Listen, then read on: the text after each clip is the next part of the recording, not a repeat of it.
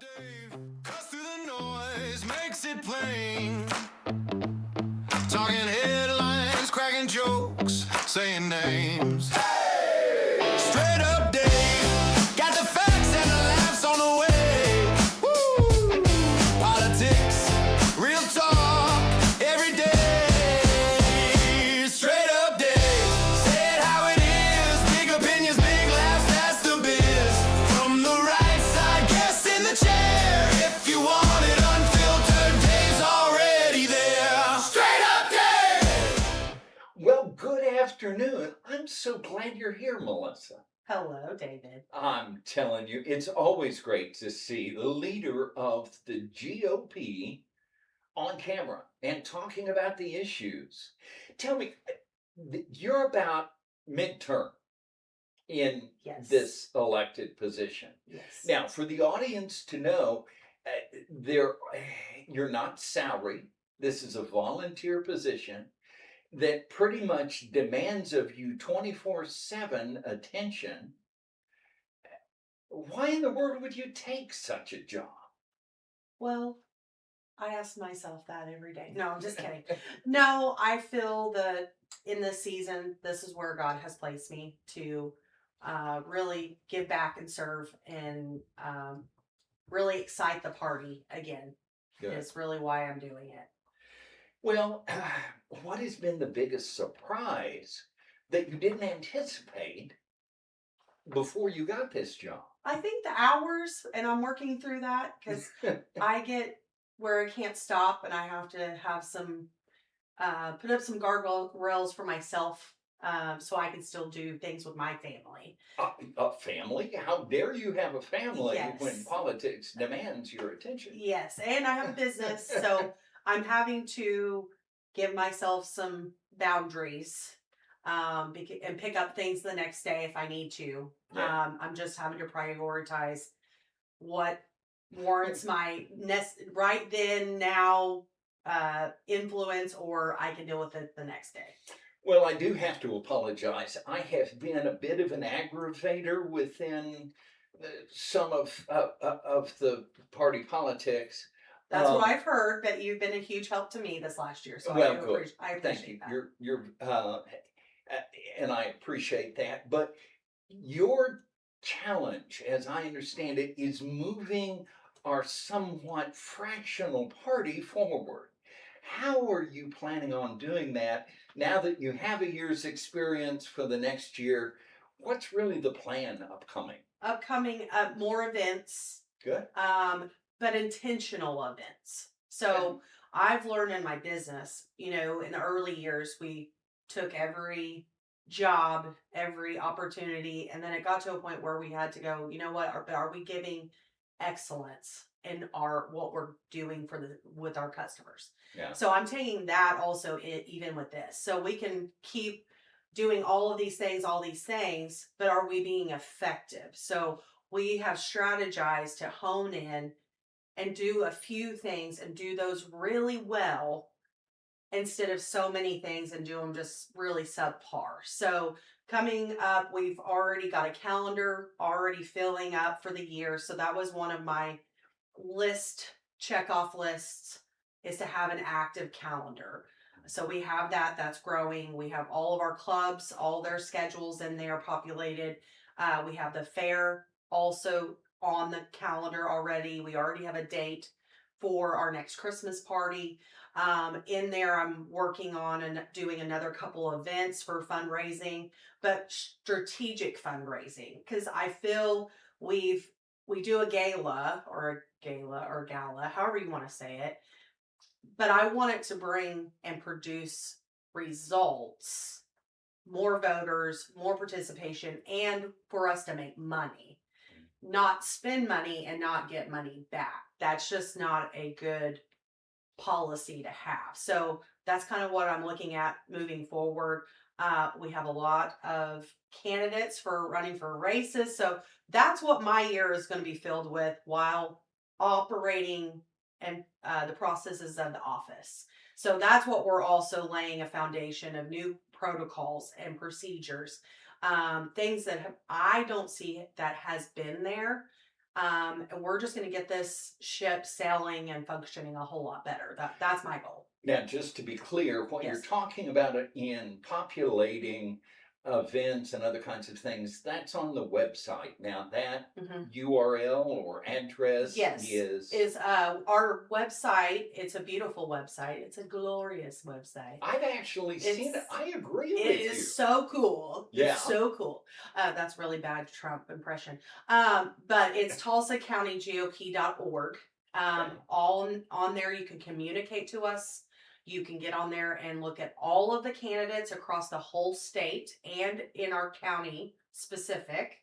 And you can read their bio, you can connect to them. We have all of those resources on our website. And then we just started doing a blog. So the blogs will be a little shorter, directed topics. And we have a blog page for that. And that's also going to be growing. And we want to have our committees also giving us blog information as well. So say you're on the candidate support committee, hey, we want Jared Buswell or even one of our candidate support people to give us a little blog about what's going on Sure. in candidate support, or our communications committee or our legislative committee. So we want to start having some more interactions with the people and the citizens to give us content. Well, it's a great thing about the Republican Party because they really own the big tent concept. Democrats seem to have gotten their tent shrunk, or have shrunk it deliberately Right. until now they only have communists and crazies. Right. But the big tent of Republicans has principles that are the tent posts that keep that 100%. big tent up. Sure. What are those principles to you? What makes a difference between a Democrat and a Republican running for party or running for an office here? What are the difference between? Well, I think it's beautifully of what's going on with our state party. So Charity Lynch is really doing a great job to bring back all of the county chairmen under her leadership. We met about a month ago on Zoom, and she has brought to us the 5 key principles that you can get GOP certified. Oh, okay. So we all agreed as party chairman that this is going to be a great thing to do. So if you're a candidate or an elected official, you can go to the state GOP website, fill out their OK GOP certified. So one of the party principles is the Reagan mentality of 80-20. So we as Republicans honing in on at least 80% of the party platform, that's a requirement. If you believe in life, that's a requirement to get certified. Our Second Amendment, our First Amendment. I'm missing one. It'll come to me in a little while. But just really clarifying what it really means to be a Republican. It should mean something, is what all the county chairmen are coming together to say. And I think it's going over really well because we've got a lot of participation on these surveys. So the response has been? It has been great. Good. Actually, they've been bombarded with surveys and participation because really the candidates want that logo to go onto their photo that they got GOP certified. Excellent. Oh, it came to me. You can't be a Democrat within the last 5 years or give to the Democratic Party. And that's key. And so as the chairman of the Tulsa County GOP, we're doing a small version of that. So when you fill out our form, you get, which is a smaller one, you get a gold emblem by your photo on our website. And then if you have not been a Democrat in the last 5 years, you get a Republican emblem. So we're really, in a respectful way, trying to show citizens things that are vital when we have people running for office. Well, we had a so-called Republican mayor by the name of G.T. Bynum who did not believe in partisanship. He believed in process. But process without principles, 100%. which is what partisanship provides. Sure. Process without principles is like driving your car with GPS and not watching the road. Sure. 100%. Guaranteed you're going to have problems with that. And we're seeing the consequences of shifting out of having partisan elections in the city of Tulsa. Now, that is how we got a communist mayor. I mean, socialist Democrat, which is the polite way of saying communist mayor. Right. And Monroe, Nichols. worth a nickel.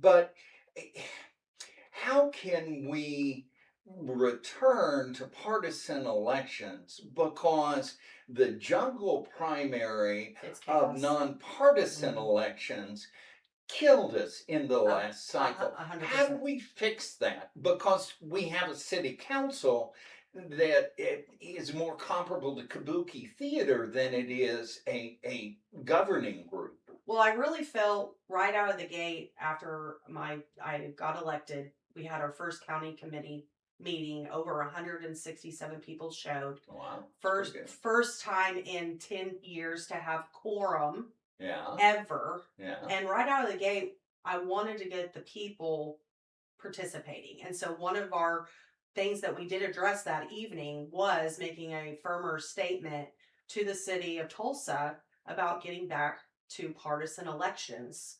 And that has to have a charter change. So we we went through debate.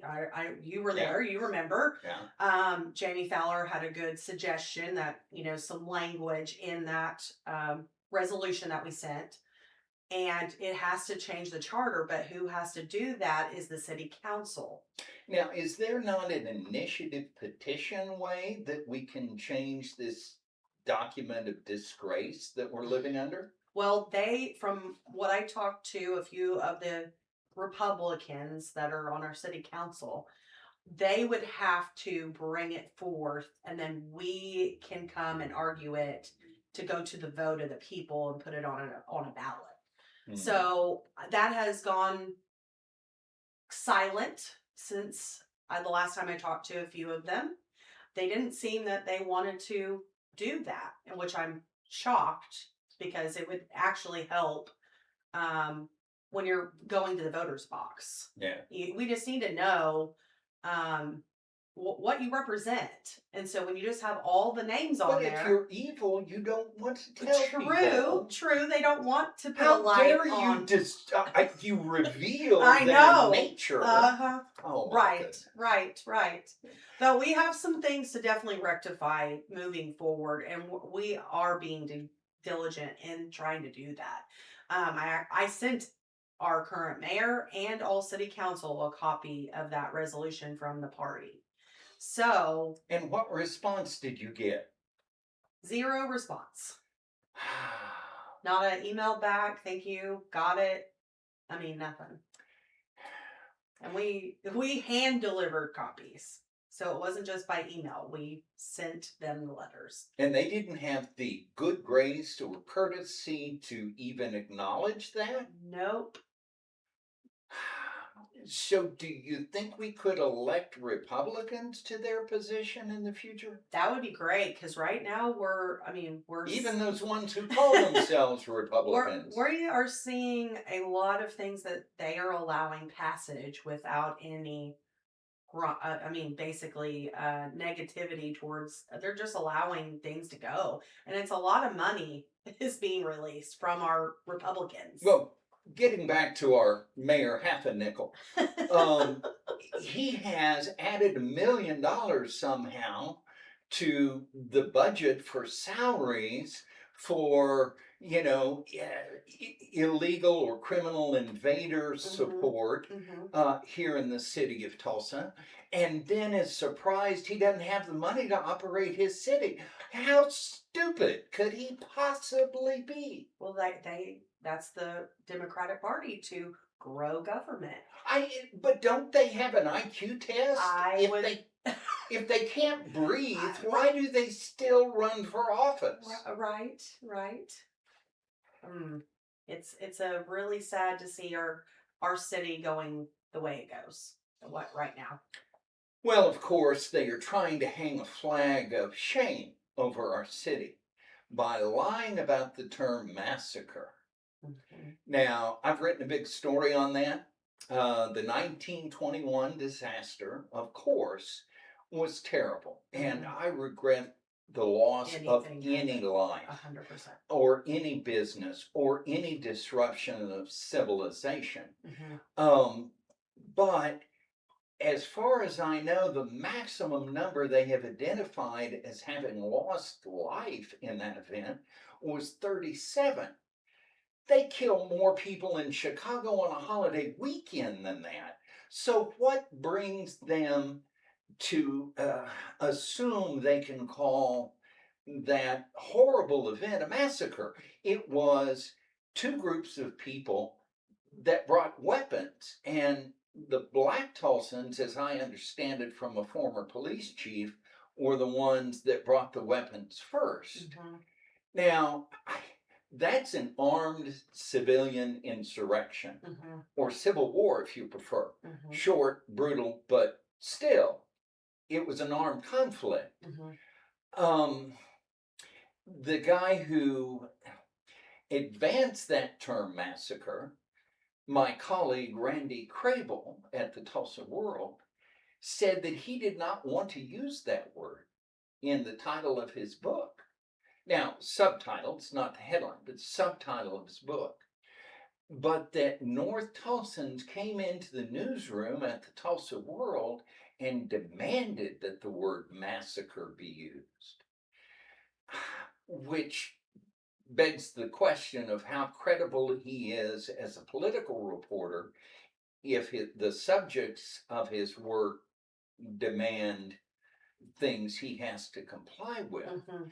But one step further, and then I promise I'll stop talking. You're the I storyteller. I don't want to be a Sean Hannity and talk over my guests. No, you're good. You're good. Thank you, thank you. No. But when he was running for mayor, I did an interview and a long story with him that's still available on Substack.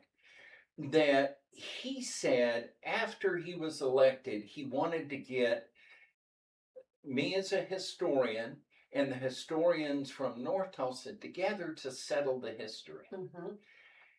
After he was elected, he didn't want to talk about it. So they are happy with promoting a lie rather than efforting to find the truth. Mhm. How are we going to deal with that? Well, I mean, we're in the information age right now, and everything's coming at us.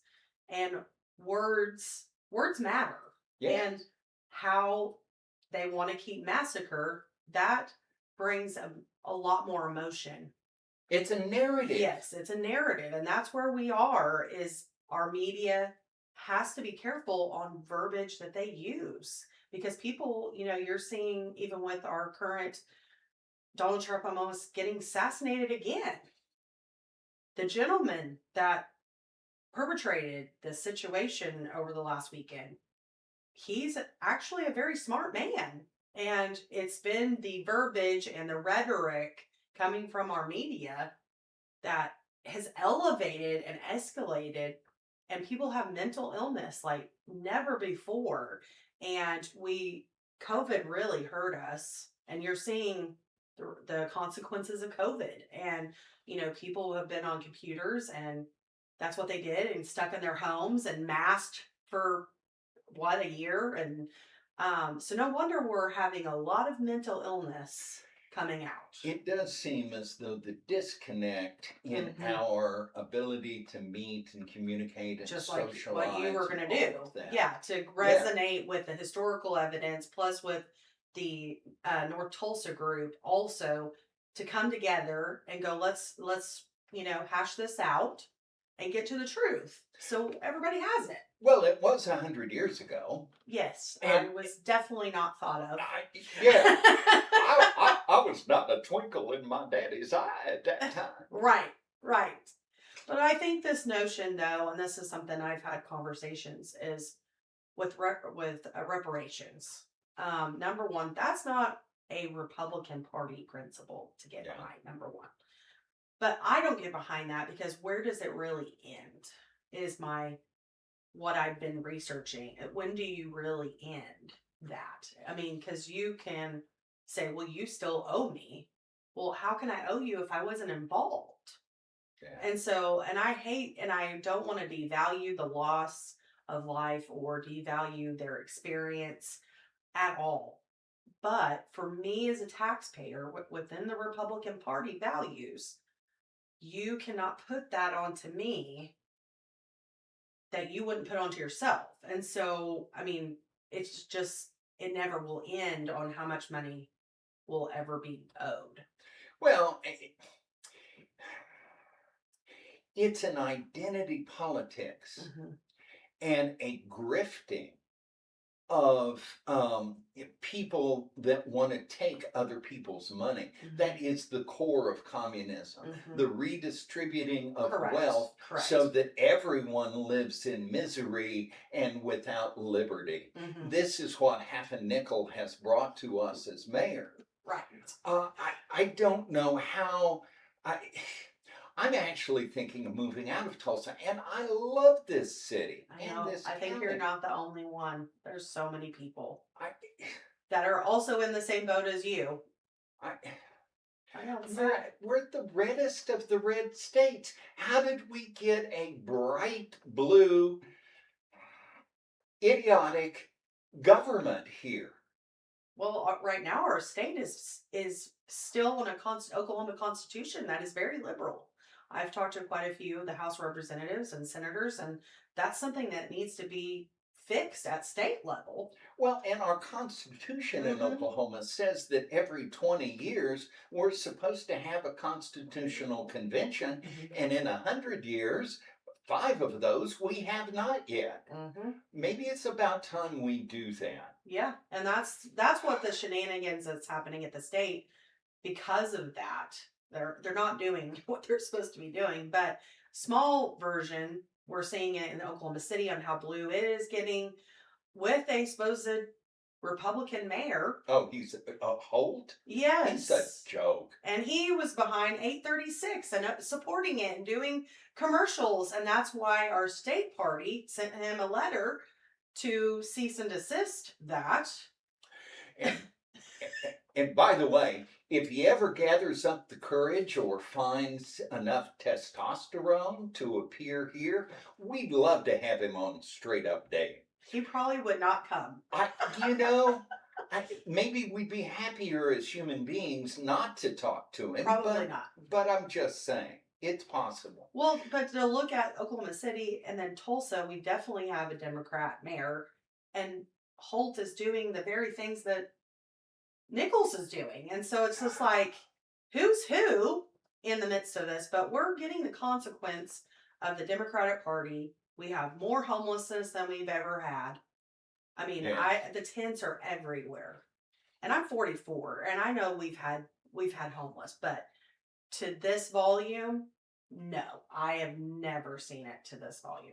Well, I may be a day or two older than you. Yes, yes. By a century or two. Uh, but I can agree with that. It's never been this bad. And I feel The our crime crime is too. Yes. It's never been this bad. Uh-huh. Yes. Well, because we're taking the police officers' job away from them, and we tell them to just nicely do things. Well, that's not going to work. There's a reason why we have police officers, and there's a reason why they do what they do. And I'm so grateful for our people that protect us. But we have to give them the assurance and the will to go and do their job effectively. And I think we've shifted so much that they're afraid to get in trouble all the time. They're afraid of doing something wrong. Yeah. I mean, I even feel they implemented the the curfew.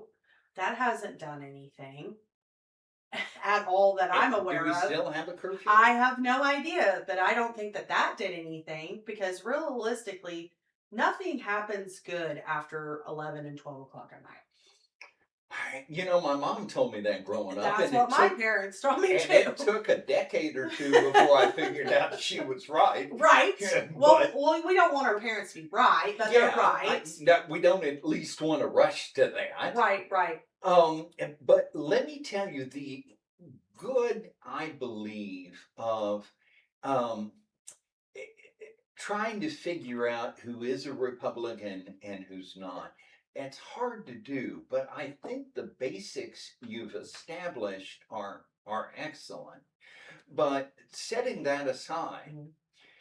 does the party get involved in primaries? Historically, we are not supposed to get involved in the primaries. And your administration will do what? We are not getting involved in the primaries. I like that. Thank you. Well, for me, I experienced the very party that I'm a part of actively work against me when I ran for county commissioner. And so I know what that feels like. And I don't want anyone to ever feel that way either, coming from me. So I've established with every candidate, if you need help, I'm here for you. How can I serve you? How can I point you in the right direction?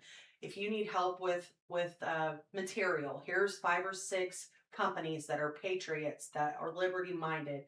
Give them a phone call. They'll give you a price. I mean, that's the kind of assistance that I was looking for. And that's what kind of assistance I want to give, being the chairman of the GOP. What else would you share with the good listeners of this show about your goals and objectives for the Tulsa County Republican GOP as our beloved chairman? Well, I want the arguing, the pettiness. I don't want that. I'm actually a pretty drama free person. Actually, I'm a firm person. I have moral compass and character, and I have strong belief systems, especially I'm a believer and follower of Jesus Christ, and that's what leads me. I have a very strong resolve, especially when there's injustice and people getting done wrong. I want to bring that, and that's what I've been bringing to the chairmanship, and I want to continue that. I want to find a pathway forward. We have so many little fractions, and I've had conversations with some of the candidates, and they feel torn, and I don't want people to feel that way ever. If they want to go, we have this, and I came into this, I really didn't understand this establishment versus grassroots. I came in, I guess, naive to the fact. I came in, I'm just like, hey, let's have a great time. It is an old joke, but Democrats hire their friends, usually with government money. Republicans stand in a circle and shoot Just their shoot it, friends right. for not being pure enough or dedicated enough in some particular point or other. But I am absolutely delighted that you are expanding and moving beyond that. 100%, 100%. And I have openly said, if you have a question, come by the office, give me a phone call. And this repeated things online, that's not the place or the landscape to have heartfelt conversations. And I hate Facebook for anything. When you're getting upset and mad, that's not the place to do it. And I'm always open to have a conversation, hear somebody out. We have people that are coming into the party that have shifted from Democrat recently. We've had open dialogue about it. Well, why have you switched parties? Why do you feel the Republican Party is the place for you to be? And what do they tell you in that? They see that there is a pathway forward in the Republican Party, and they have more values. They can agree with the 80%. So I'm like, until someone, and this is what I'm trying, I had this conversation yesterday, is I want to trust people until they show me that they can't be trusted, instead of the other way around. And I think people get to that where it's flipped, and I don't want to get to that point. Well, salvation is always available to anyone who wants it. Sure. But it is, I think, important to stand on principles, Mhm. and that seems like very much of what you're doing. That's what I'm trying to do. That's why also I can't do this job by myself. And I feel we're better together. And that's always been something, even, going to church and think we're better instead of one person. We can do so much more work with two or three, and, talking about the strand, the braided strand, and it's stronger. And I want to build that back up because I think people over the years have lost their confidence in the party of Tulsa County. So I don't know why, I wasn't involved. People are maybe still upset about somebody hurt let's get over it because realistically we have greater things to fight against than ourselves. Well, yes. So many other things. Yes, there's so many abundant targets out there. 100%. Well, speaking of Whoopi Goldberg having a large target potential, I mean, The View is crazy. Oh my goodness. Did you hear Joy say that Jesus didn't say he was the Messiah? That was an argument. I seen little clippets of that, but I'm like, I am Joy. so tired of people who are not religious opining upon religion. Now, the contrary side of that, my little Anglican church here in Tulsa hosted an Anglican bishop from Baghdad. And he had a wonderful talked about what the church was going through there. But at one point, he said, "We don't hate Muslims. That's where we get Christian converts from." And that's how you build the Republican Party, by getting Democrat converts. Or independents. Or independents. Or libertarians. Or libertarians. Whatever they call themselves this week. Mm-hmm. But it's got to be more than just an outward sign. It's got to 100%. be an internal decision Mm-hmm. that God and country is better Mm-hmm. than whatever. And that's what gets me about the left. They keep saying, if we only destroy the country, we can make a utopia. Well, what does that look like? Well, we're How seeing exactly are you going to do that? Well, blow everything up is basically what we're seeing is happening right now. Well, yes. And defending, and for the Democrats to defend the death cult that leads Iran, idiot ran, rather than an American government who is going to end 47 years of death and destruction and attacks upon our people. I find that traitorous. People need to be held accountable. And I think we're to the point, I know this is something I've had a conversation with too. I'm done with the lip service. I'm ready for more action. Yeah. So if you say you're going to put someone in jail and they will go through the process of the judicial system, I expect that to happen. And I think the American people are to that point of less talk, more action. And that, I think that's a song, isn't it? A lot less talk and a lot more action.